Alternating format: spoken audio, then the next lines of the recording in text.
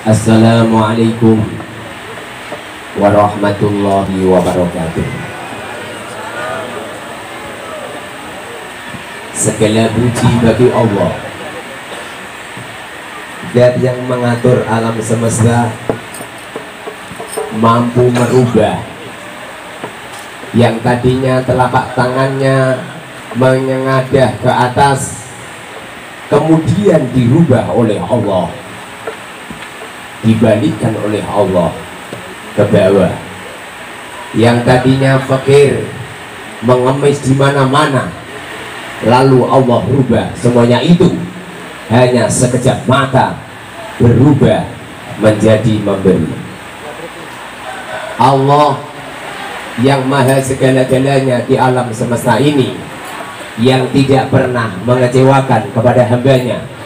Apabila ada hamba kecewa dengan apa-apa yang terjadi yang ada di sekitarnya, sesungguhnya kecewa itu adalah bersumber dari iman yang terkikis dari mata hatinya.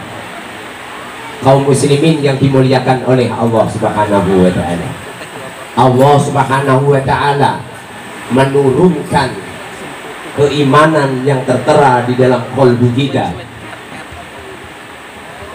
bisa terang benderang, bisa menjadi sebuah pandangan yang dasar, menjadi kasaf, terletak sir di dalam qalbu seseorang. Itu semuanya itu ada nur yang diletakkan oleh Allah Subhanahu wa ta'ala di dalam qalbu seseorang. Dikatakan banyak ulama, al ilmu nurun, ilmu itu adalah cahaya. Al ilmu nurun, bahasa Jawanya al ilmu nurun, ilmu itu adalah sebuah tiruan, niru. Kiai saya pakai peci hitam, kemudian saya juga pakai peci hitam, padahal beliau sudah nyampe di Mekah dan Madinah, beliau tetap pakai peci hitam. Lalu saya juga gitu, walaupun sudah pernah ke Mekah Madinah, tetap pakai peci hitam, bertanda peci hitam ini khas ala Indonesia. Kaum muslimin yang dimuliakan oleh Allah Subhanahu wa ta'ala, al ilmu nurun, ilmu itu adalah niru. Adik-adik ini bisa ngerti kalau kalimat itu adalah qaulun mufradun, kalimat itu adalah ucapan yang satu, itu berawal dari niru. Makanya dikatakan oleh Allah, wa huwas sami'un alim, dialah Allah yang maha mendengar lagi maha melihat. Ini membuktikan bahwasanya ilmu itu yang asli, yang paling banyak, dominan, menyelusuri semua organ tubuh manusia, itu berawal dari pendengaran. Yang paling banyak adalah dari pendengaran, setelah itu dari penglihatan. Jadi seumpama ada teman-teman yang buta huruf, tidak bisa membaca dan menulis, tapi tetap masih bisa mendengar dan masih bisa melihat, sesungguhnya peluang ilmu sangatlah banyak. Bisa dikatakan 100% ilmu itu berawal dari mendengar dan melihat. Sebagaimana Rasulullah SAW cara mengambil ilmunya tidak membaca, dan beliau cara mengambil ilmunya tidak menulis. Rasulullah di waktu ditanya sama malaikat Jibril, ya Muhammad ikra, apa jawaban Rasulullah? Ma'ana biqari'in, ma'ana, tidak, aku tidak. Ma'ana bahasa Jawanya itu ma'ana, ora ono utawi ingsun. Biqari'in iku kelawan wong kang maca. Artinya Rasulullah tidak membaca, karena Rasulullah diharamkan oleh Allah untuk membaca dan menulis. Makanya Rasulullah mengatakan ma'ana biqari'in. Ulama-ulama mengatakan sangat salah apabila ada seorang dai mengatakan Rasulullah tidak bisa membaca dan menulis. Berarti Rasulullah sama panjenengan berarti lah pinter panjenengan. Rasulullah itu bisa membaca dan menulis, tapi Rasulullah diharamkan oleh Allah untuk membaca dan menulis. Makanya jawaban Rasulullah, ma'ana biqari'in, aku tidak membaca, karena diharamkan oleh Allah untuk membaca. Ini bukti bahwasanya Rasulullah mengambil ilmunya dengan cara mendengar. Makanya dari itu di sini ini sistem ilmu masuk itu dengan mendengar. Sehebat apapun teman-teman di media sosial belajar sama saya lewat streaming, lewat siaran langsung, lewat beberapa kajian-kajian saya lewat virtual ataupun Zoom atau Messenger dan lain sebagainya, ini tidak akan, kehebatannya tidak akan mampu mengalahkan kepada orang yang sering jerit-jerit.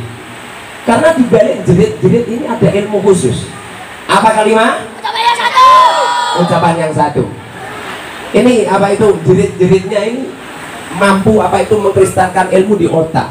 Makanya kalau ngajar sama santri kok nggak ada jerit-jeritnya, biasanya nggak tahqiq. Seorang guru, seorang ustaz, seorang kiai membaca Fathul Mu'in, Bismillahirrahmanirrahim, alhamdulillah utawi sekabehane puji lillahi iku kedue Allah Rabbil alamina kang mengerani wong alam kabeh. Al-Jawadi semisal Al-Jawadi al-Mu'ini ala tafakuhi fid dini semisal dimaknani. Sementara sistem kajiannya tidak ada jerit-jerit, maka walaupun sudah khatam 1 tahun, Fathul Mu'in tidak akan mampu menerobos di hatinya murid. Kalau nggak percaya, buktikan. Saya mengajarkan Fathul Mu'in cukup 40, cukup 40 hari khatam.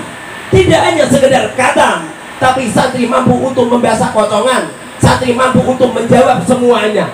Sistemnya adalah jerit-jerit, sistemnya adalah dengan keras. Saya duduk di kursi, kemudian santri-santri saya suruh untuk membaca dengan cara meletakkan lotre. Khairul Anam baca.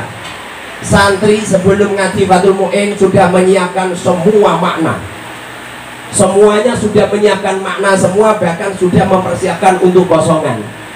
Tak suruh untuk membaca, lalu dia membaca, kemudian santri-santri yang lain tinggal nyemak, meneliti mana yang salah, mana yang keliru. Lalu setelah beberapa baris saya berdiam diri, kemudian saya berhenti, lalu saya diadakan dialog bersama. Santri-santri yang mampu untuk meneliti tadi saya suruh untuk berdiri untuk menyanggahnya. Lalu terjadilah dialog-dialog panjang. Setelah itu saya mengulang-ulang pertanyaan, mengulang-ulang isi yang ada di Fathul Mu'in dengan cara jerit-jerit. Ada berapa syarat-syarat sholat? Ada berapa? Sebutkan. Ada berapa perkara yang membatalkan sholat? Sebutkan. Apa itu sholat? Bagaimana sholat menurut luar? Bagaimana syarat menurut istilah? Terus saya tanya 1 bulan 40 hari. Hanya 40 hari santri tahqiq Fathul Mu'in tidak hanya sekedar memaknani, tidak hanya sekedar meletakkan kiai menjadi sebuah artis, tidak hanya sekedar menjadi sebuah tontonan, tapi sebuah ilmu yang tahqiq.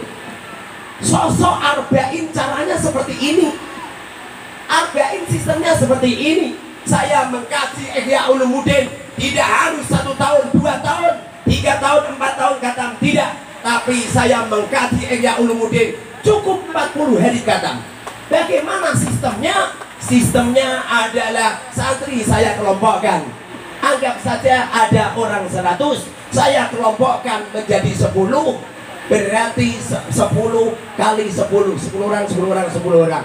Lalu Ihya Ulumuddin itu saya bagi 10, saya tugasin semua untuk mencari makna, untuk menerjemah, untuk mengartikan, untuk menerangkan dengan sistem kajian Kutubus Salafis Shalih pakai teknologi. Semua santri wajib bawa HP Android semua. Setuju kan?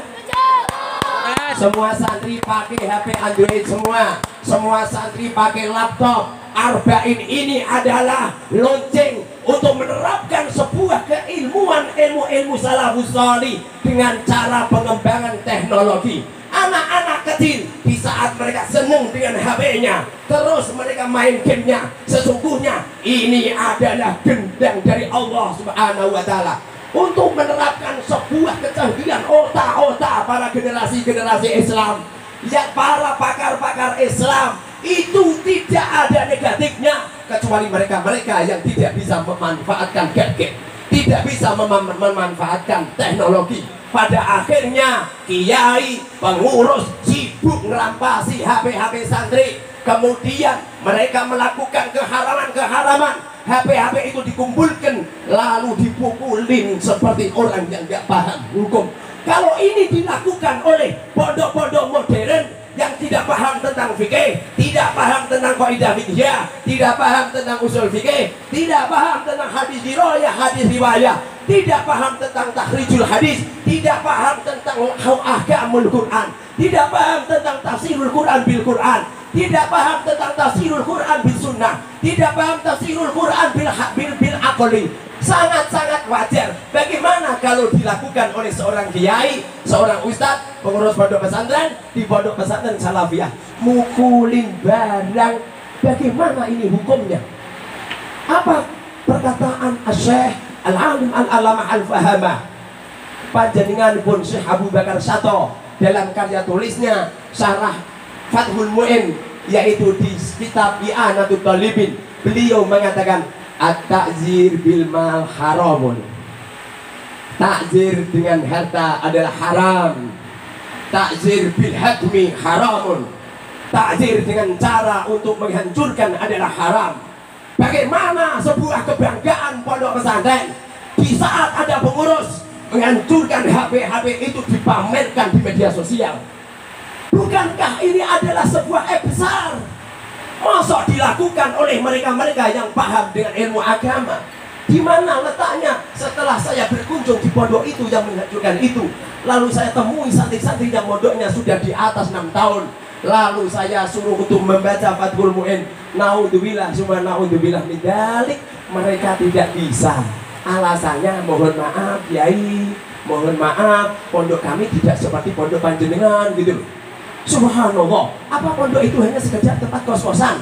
Seorang kiai, seorang ustadz hanya sibuk menanyakan tentang iuran santri, hanya sibuk untuk memanggil santri di kantor, lalu tanya, kamu telat sekian bulan, kamu telat sekian bulan, tidak boleh pulang kecuali harus selesai, kecuali harus lunas dulu. Pondok pesantren seperti debt collector? Masuk pondok pesantren seperti tempat-tempat pegadaian? Kalau belum lunas, mas-masanya nggak boleh diambil. Ini ada pondok pesantren melarang santrinya membawa pulang anaknya gara-gara telat 3 bulan.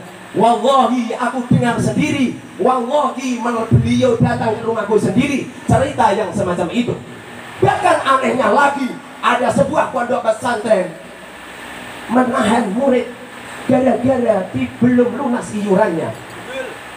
Lalu ayahnya nggak boleh ngambil. Ayahnya, subhanallah, ada acara yang penting, kemudian memaksa diri untuk mengambil anaknya. Apa yang terjadi? Motornya ditahan. Demi Allah, kami dengar sendiri, subhanallah, orang tuanya meneteskan air mata cerita sama saya. Lalu saya katakan, akhlak panjenengan sami'na wa ata'na sama peraturan pondok. Tapi kalau itu terjadi pada diri panjenengan, itu musibah besar. Pondok pesantren, kiai, ustadz, pengurus, jangan sibuk bahas tentang itu. Tapi sibuklah, santri saya ini sudah bisa apa?